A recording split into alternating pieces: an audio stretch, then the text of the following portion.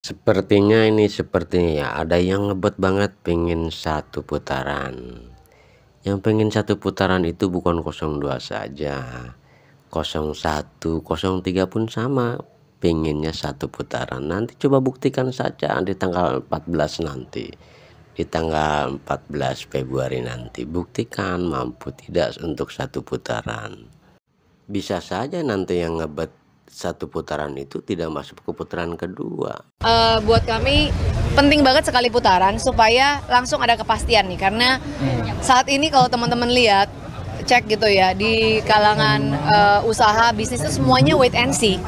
Bahkan orang biasa kayak kita nih kalau mau membuat pembelian apapun lah ya, nggak usah yang mahal-mahal, itu nunggu deh ntar habis pemilu siapa tahu situasi gimana gitu kan, semua nunggu. Jadi ekonomi itu slow down gitu ya. Kalau bisa sekali putaran tentu kita akan menghemat biaya, kita juga akan bisa langsung bergerak lagi roda ekonominya. Untuk yang mau berusaha akan tahu bahwa ada kepastian, karena kan Pak Prabowo dan Mas Gibran mau melanjutkan programnya Pak Jokowi. Jadi kebijakan-kebijakannya nggak akan ada perubahan yang signifikan. Jadi langsung bisa lanjut, bisa kebayang 5 tahun ke depan itu akan seperti apa. Jadi orang bisa mulai menata dan merancang dan eksekusi. Pemilu itu bukan soal sekedar murah dan mahal. Kenapa? Karena kita melibatkan pemilih yang jumlahnya DPT lebih dari 200 juta. Jadi kalau biaya besar, bagi itu dengan 200 juta pemilih, berapa nanti per orang? Oke, nanti di situ akan terlihat. Ya kalau negaranya kecil, biaya pemilunya otomatis kecil. Kalau negaranya seperti Indonesia, nomor 4 terbesar di dunia, demokrasi nomor 3 terbesar, otomatis anggarannya menjadi besar. Tapi angka tadi disebut berapa? 27 triliun, APBN kita itu 3.300 triliun. Jadi kalau 27 triliun itu sekitar 0,1516% untuk menentukan arah republik ini. Arah republik ini. Jangan sampai nanti gasnya gini, sekarang dipasangkan satu putaran, habis itu tidak ada putaran sekalipun. Gini, one man one vote dipertahankan. Jangan sampai one man one vote one time. Betul tidak? Nanti kita bergerak, sekarang dicoba dikurangi putarannya, besok bisa-bisa idenya, udahlah nggak usah pakai putaran-putaran, perpanjangan saja.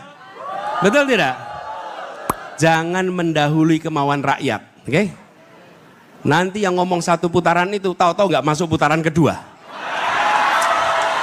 Apa yang terjadi? Tahu-tahu nggak masuk putaran kedua. Jadi jangan pernah ojo ngege mongso. Apa ngege mongso itu? Yang gigi mangsa ya di sini sih. Itulah sebabnya. Jadi menurut hemat kami, serahkan kepada rakyat. Rakyat yang akan menentukan satu putaran atau 2 putaran. Jangan sekali-sekali mencoba ngajari rakyat, karena rakyat kita barangkali lebih cerdas dari yang mau coba mengajari itu. Oke? Yang kedua, rakyat akan menentukan pilihannya, karena itu dijaga. Dijaga betul. Ini bukan yang dijaga, itu bukan suaranya paslon 1, 2, 3, bukan. Yang dijaga itu suara rakyat yang harus dipastikan tercermin dalam tabulasi suara nasional. Oke? Jadi saya melihat ini bukan soal murah dan mahal, tapi ini soal bagaimana hasil pemilu itu menghasilkan pemerintahan yang legitimate. Kalau pemerintahan tidak legitimate nggak diakui. Ini saya kasih contoh. Kompetisi sepak bola, tapi yang menang itu karena diuntungkan oleh wasit, diuntungkan oleh penyelenggara. Betul? Nanti ketika dia terima trofi dengan tidak percaya diri. Kenapa? Ya karena dia bukan pemenang yang sesungguhnya. Dia hasil olah-olahan antara wasit dan penyelenggara. Ketika itu, adakah yang mempercayai dia sebagai pemenang? Tidak, itu legitimasi moralnya turun.